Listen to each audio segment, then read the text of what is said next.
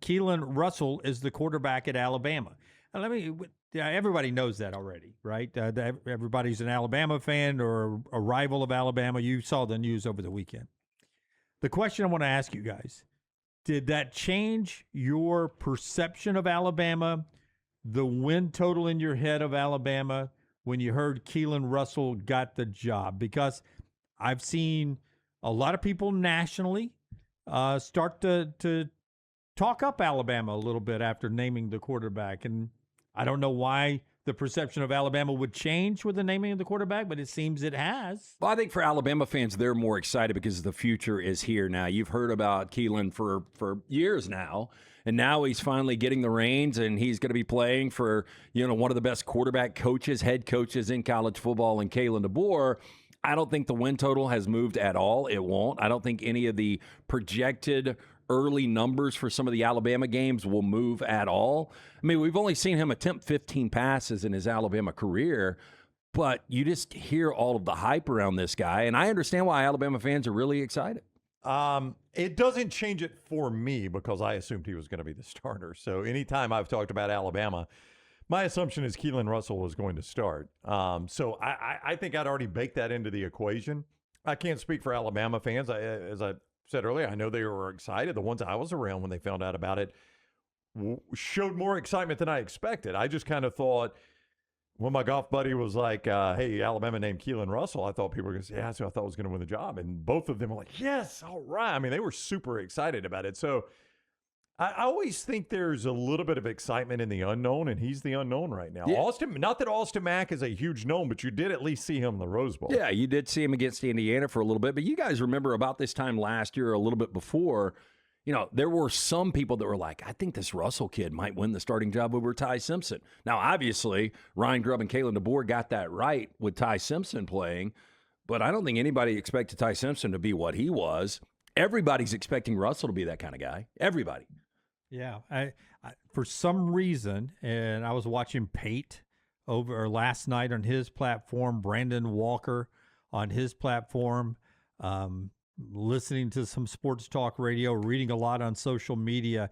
It just seems like all of a sudden they're like, who we probably haven't been talking enough about this offseason?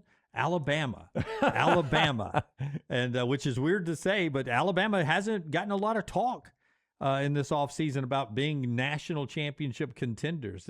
In fact, most of the time you talk about Alabama is about how low they were going to be rated in the AP poll, how low they are rated in the AP poll. And now with a 5-star quarterback being named the starter, people are starting to say, man, if they could just be ninth in the SEC in rushing, this team could be dangerous. Well, I mean, let me see what that was last year. Okay. But there's still 6 teams in the SEC in the AP poll in front of them. And I think even if you went back and you asked all these voters and the coaches and you were like, list in order 1 through 5 of teams that have the best chance in the SEC to win a national championship, I don't know if anybody would have Alabama in the top 5. They should, but I don't know if they would. Yeah, see, that's the point. That's the point. And here's the thing that you think you're getting with Keelon Russell. You're getting a guy who can do what Ty Simpson did a lot of times last year, and that's get you out of a bad situation. Yeah. When a play breaks down, right. Bad situation. Yeah. And that happened a lot when you didn't have a run game. Ty Simpson, how many do y'all know how many rush yards he had last year? That Ty himself had? Uh-huh. Well, he had 32 sacks, LT, and they still take away. Yeah, that's going to be a lot of negative. I would still say he's close to 200 yards. 93. Okay. Which is far less than I would have thought, too. Had I asked myself this question, I'd have guessed somewhere where it lands at 250. But most sacks are usually, about 5 yards? So, so that's five a so clip. 32 times 5 is probably the subtraction part of that. So 93. So my question was going to be, you guys said, or you just pulled this number out of the thin air, I know, but if Bama could finish 9th in rushing, how many rush yards do you expect out of Keelon Russell? No, I'm not expecting. I'm not expecting rush yards. I'm saying if Alabama, with him at the quarterback, can run the ball better, that helps him win more games. But I'm asking you this question: how many rush yards do you expect out of Keelon Russell? I would say 300 to 400. So you think 300 to 400? Ooh, that's a lot more than I think. I think 150 to 200. Okay. Yeah. Because I was going to say 50 yards a game It's what separated Alabama from where they were to middle of the pack in the SEC in rushing. Okay. Could you see him contribute? I mean, basically, Ty Simpson, 93 rush yards? They play 14 games, Alabama played? 15 games? 93 rush yards in 15 games. That's not a lot. Do you think Keelon Russell can he give you 50 a game in 15? That'd be 500 some odd. That's a lot. I don't look at Keelon Russell as a guy that is going to be asked to run the football. I don't disagree with you. I think he's going to have to, but I don't know if he's going to be asked to. But I think the most dangerous quarterbacks now are not only the ones that after that, that second, third read, things are breaking down, he takes off. He's got the athleticism where, he can do a lot with the legs. Is he going to be Jalen Milroe? Absolutely not. Jalen Milroe, the top-end speed was insane, so that was one of his strengths. But Milroe topped out at, 750 rushing yards, I think? So you don't think it's going to get there, but I'll give you a guy that could be more in the line of what was Fernando Mendoza last year. Mendoza had 276 rushing yards, over 3 yards carry, 7 rushing touchdowns. Yeah. I can see that. That's the kind of numbers that would help you. Yeah. Mendoza not a great runner, but he's a quarterback. He can run when he has to. How many total yards? Mendoza last year 276. 276. Yeah, 276 with 7 rushing touchdowns.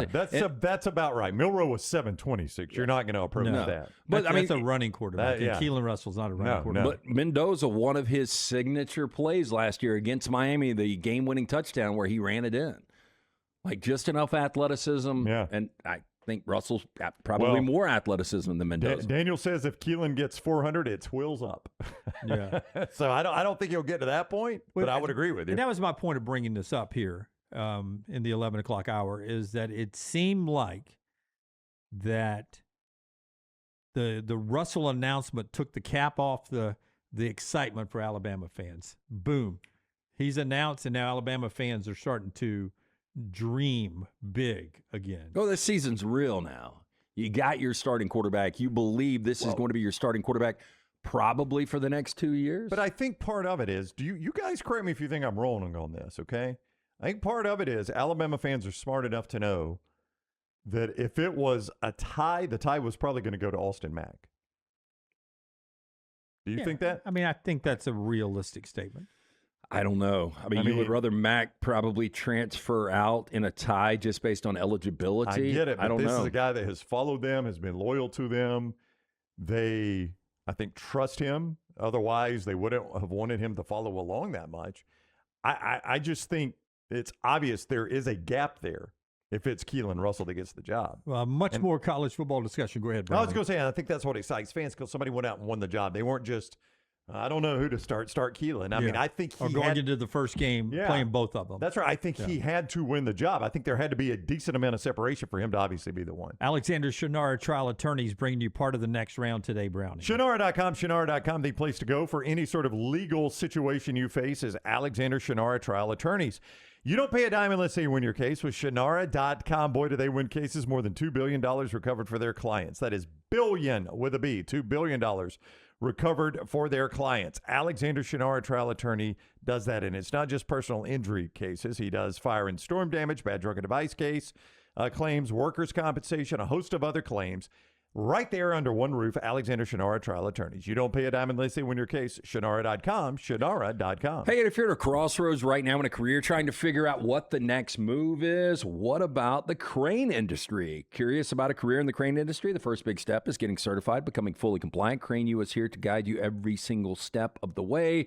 Crane U, your all-in-one destination for crane certification success. They will guide you through every single step of the process, from the comprehensive prep, both in and out of the classroom, to ensure you're fully equipped for even the toughest exams. Then they're going to streamline your experience by administering both the written and hands-on test right there at their facility, so you can get certified with confidence and convenience.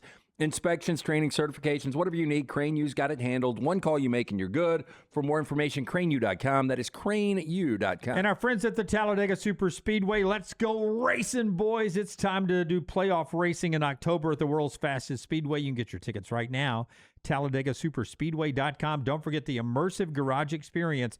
Can you imagine being so close you could smell the brake fluid? Does brake fluid have smell? Sure. You can smell the brake fluid of your favorite driver's car as they're changing the brake fluid. I don't know if you'd have to change that or not. or they're changing tires, or maybe you can reach out and talk to one of those guys too as they're all working in their cars. That's how close you get with the immersive experience at Talladega. TalladegaSuperspeedway.com, October 23rd through the 25th. It's the Yellowwood 500 weekend. Get your tickets now, TalladegaSuperspeedway.com. Here's Keon Sab. Man, I love this if you're a Bama fan. On the juice inside the building right now as Alabama closes in on kickoff. I feel like last year was pretty good, but obviously there's always room to improve. This year has been a huge emphasis.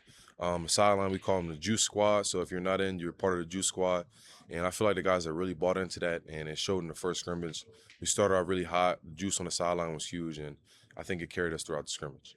Yeah, so the juice squad, they've got working on the sideline there. Sab's a leader on the team, and that secondary is supposed to be so good. That defense is supposed to be so good for Alabama going into this year. How many SEC teams end up making the playoffs? Last year? No. This year, I would say 4. Four is my number too. I think it's 4. Yeah, probably 4. I could see 5, though. I mean, it's going to be a major disappointment if it is 4, for 3 or 4 teams. Yeah. I guess we had 2 group of 6 teams last year, but we had 5 SEC, 3 Big Ten. Yeah, you're not going to see 2 group 6. Ever again.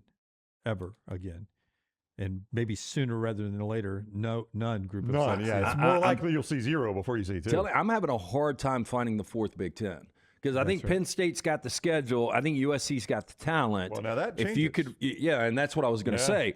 If you could flip, if USC had Penn State's schedule, I would feel really good about the Trojans being that 4th team.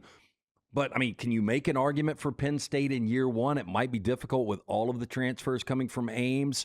I mean, other directions you would go. Michigan year 1 under Whittingham. I don't know. I could really see 3 teams. Yeah, I would. Out of the Big Ten, I should say. If you got 3 out of the Big Ten, then that certainly opens the door for 5 from the SEC. It opens the door for 6. Yeah. Because you're giving up That's one true. of those. I mean, are we really going to get 2 out of the ACC or the Big 12? I don't believe so. Now, Notre Dame will be back, so that would actually take one of those spots. That's right. Yeah, that they're takes just a group taking of 6. away a group of 6. Yeah. So 5 and 3 seems like that number. Of course. Yeah. I think that's probably more like it. But Clemson could be sneaky good, man. SMU, I think, is really good. Mm-hmm. And good news on Jennings' finger not being broken. Yeah, Louisville could be good. NC State, Virginia. Yeah. So there could be 2 out of the ACC. Yeah. Do you think, and this is something we may never know the answer to, do you think Kalen DeBoer feels like this is the first my team in his time coaching at Alabama and naming Russell? I think that's true.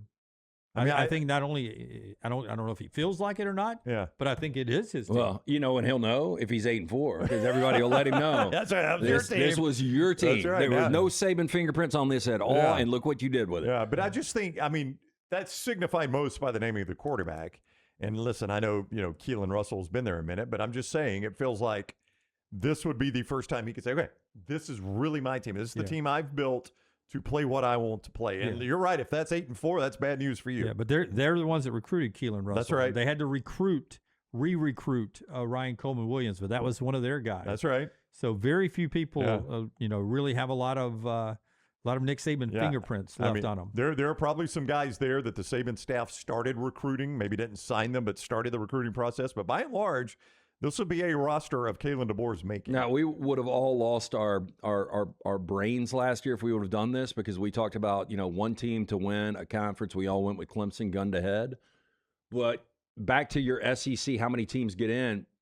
If you had to just one team for sure, because I think it gets dicey on all these teams. Like, I would go Georgia if I could only go one team in the playoffs from the SEC, the one that I feel best about. Because as much talent as Texas has, we talk about their schedule. Would you go Georgia number 1? If you're drafting, life on line, one SEC team that's got to get to the college football playoff? I would go Georgia. Probably so, yeah.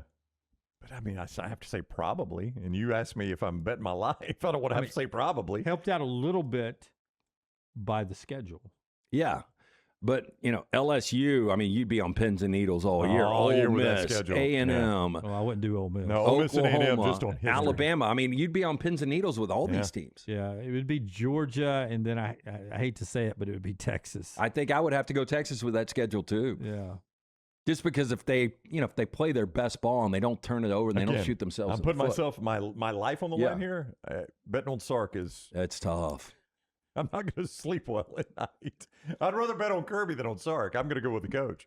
All right, over the weekend, Keelon Russell named Alabama's quarterback. Brian Ellis made the announcement, the Alabama quarterbacks coach, for Yay, Alabama. That's how they initially released it for the first time after practice today. Kalen DeBoer's had a chance to comment on what actually won Keelon Russell the quarterback job. What did Keelon do to win the job? Well, I think, first of all, I'll just preface that every time you say these things about one guy, it feels like the other guy is not that. And we have two elite quarterbacks in my mind and two guys that you can go to battle with. I am extremely excited, though, with what, to answer your question, what Keelon can do, with this offense moving forward and what he brings to the table. Again, just focusing on Keelon's part, and what I think he's continued to do is he's continuing to feel comfortable with the offense, the command of the offense, the execution. He's done a better job at the more and more reps, as you'd expect, taking care of the football, balancing that with the ability to still be explosive and not be too conservative. And so, I think both guys grew in those areas, but I'm just really excited to see what Keelon can do with the offense moving forward. So if I asked you, better chance Poison Ivy or he hiked past base camp at Everest? You talking about the cheeks? He's out in the sun a lot, man. You got to wear that sunscreen. Screen up, coach. Yeah, that's more the sun, though. Yeah, it looks like a little rashy. Yeah. I would say, first of all, I applaud him for saying what he said at the start of that. Like, anytime you praise a guy that has won a job, it makes it sound like the other guy doesn't do that aspect well. Like, if you say, oh, Keelon, man, he's just so athletic, great thrower, well, that makes you sound like Matt can't throw and he's stuck in the pocket. I don't know if it was you or Dunaway in the first hour of the show talked about, if something was to happen with Keelon and he was to go down, that I don't know how much the offense changes. Like, obviously, Austin Mack probably doesn't have